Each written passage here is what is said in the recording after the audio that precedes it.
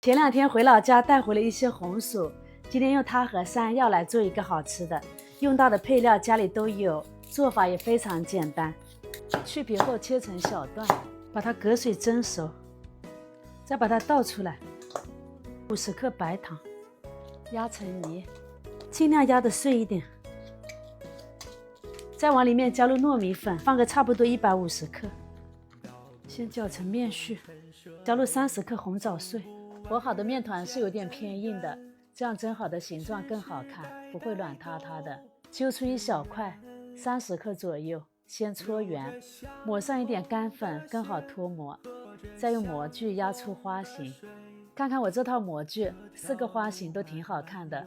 天气凉下来了，可以用它来做各种小糕点。正好做了20个，蒸熟以后可以冷冻保存，直接凉水上锅，水开上去以后蒸个15分钟。